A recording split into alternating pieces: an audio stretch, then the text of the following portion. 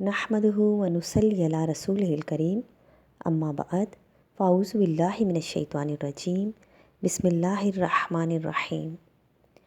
تیرا مسند ناز ہے عرش بری، تیرا محرم راز ہے روح امی، تو ہی سرور ہر دوسرا ہے شاہ، تیرا مثل نہیں ہے خدا کی قسم۔ نئے حقائق کے ساتھ آپ کے سامنے حاضر ہوں۔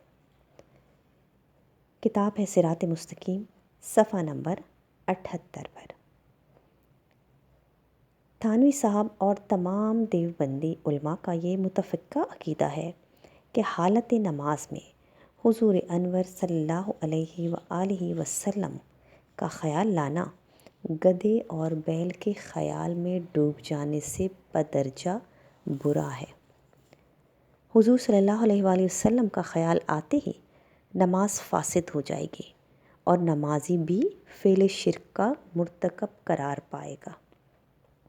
اپنے اس عقیدہ کی تائید میں ان حضرات کی دلیل یہ ہے کہ چونکہ حضور اکرم صلی اللہ علیہ وآلہ وسلم کا خیال تعظیم کے ساتھ آئے گا، اس لیے حالت نماز میں غیر خدا کا خیال شرک کی طرف کھینچ لے جائے گا۔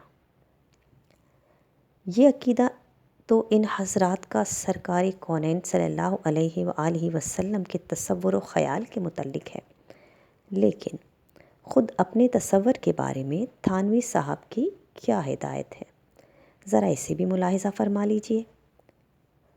مجھے یقین ہے کہ دیر تک آپ پر ایک سکتے کی کیفیت طاری رہے گی۔ مولوی عبدالماجد دریابادی جو تھانوی صاحب کے خلیفہ خاص ہیں، انہوں نے موصوف کو ایک خط لکھتے ہیں، نماز میں جی نہ لگنے کا مرض بہت پرانا ہے، لیکن کبھی یہ تجربہ ہوا کہ عین حالت نماز میں جب کبھی اپنے جناب والا کو یعنی تھانوی صاحب کو فرض کر لیا تو اتنی دیر تک نماز میں دل لگ گیا، لیکن مصیبت یہ ہے کہ خود یہ تصور بھی عرصہ تک قائم نہیں رہتا۔ بہرحال اگر یہ عمل محمود ہو تو تصویب فرمائی جائے، ورنہ آئندہ احتیاط رکھوں گا۔ کتاب ہے حکیم الامت، صفحہ نمبر 54۔ جواب سنیے۔ فرمایا محمود ہے جبکہ دوسروں کو اطلاع نہ ہو۔ اب آپ ہی جذبہ انصاف کو شریک حال بنا کر کہیے کہ ذہن و اعتقاد کے اس دو رخے پن کو رسول دشمنی اور شیخ پرستی کی تعلیم کے سوا اور کیا کہا جا سکتا ہے؟ اور دوسروں کو اطلاع نہ ہو والی بات تو اتنی سنسنی خیز ہے کہ ایک ہی جملے سے مذہبی دیانت کا سارا حال آشکار ہو جاتا ہے۔ اب تبلیغی جماعت سے ایک سوال ہے، جب تبلیغی جماعت کے عقیدے میں بحالت نماز سرکار کونین صلی اللہ علیہ وآلہ وسلم کا خیال لانا شرک ہے، تو وہ نماز کی تبلیغ سے کیسے عہدہ برا ہوں گے؟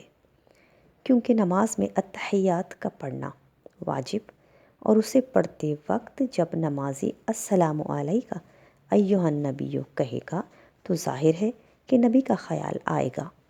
اب اس کی دو ہی صورتیں ہیں، یا تو تعظیم کے ساتھ آئے گا یا تحقیر کے ساتھ، معاذ اللہ۔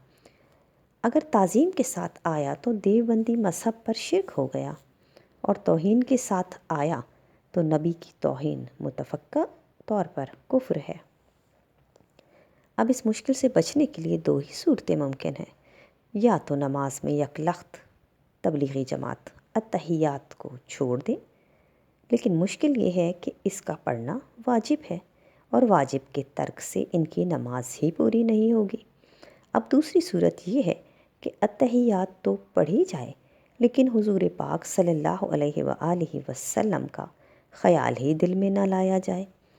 مگر پھر مشکل یہ ہے کہ اس سلسلے میں امام غزالی رضی اللہ تعالیٰ عنہ کا یہ ارشاد نمازیوں کو متنبہ کرتا ہے کہ لکھتے ہیں، احذر فی قلبک نبی صلی اللہ علیہ وآلہ وسلم وقل السلام علیک ایھا النبی، یعنی پہلے اپنے دل میں نبی صلی اللہ علیہ وآلہ وسلم کو جلوہ گر تصور کرو، تب کہو السلام علیکہ ایہا النبی۔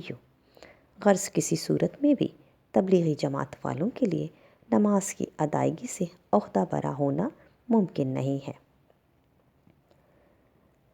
جب تبلیغی جماعت والوں کے لیے خود اپنی نماز کی ادائیگی سے صحیح طور پر عہدہ برا ہونا ناممکن ہے، تو وہ دوسروں کو نماز کی کیا تلقین کر سکتے ہیں؟ ملتے ہیں اگلی قسط میں، اپنے کمنٹ سے آگاہ کرتے رہیے گا۔ اللہ حافظ۔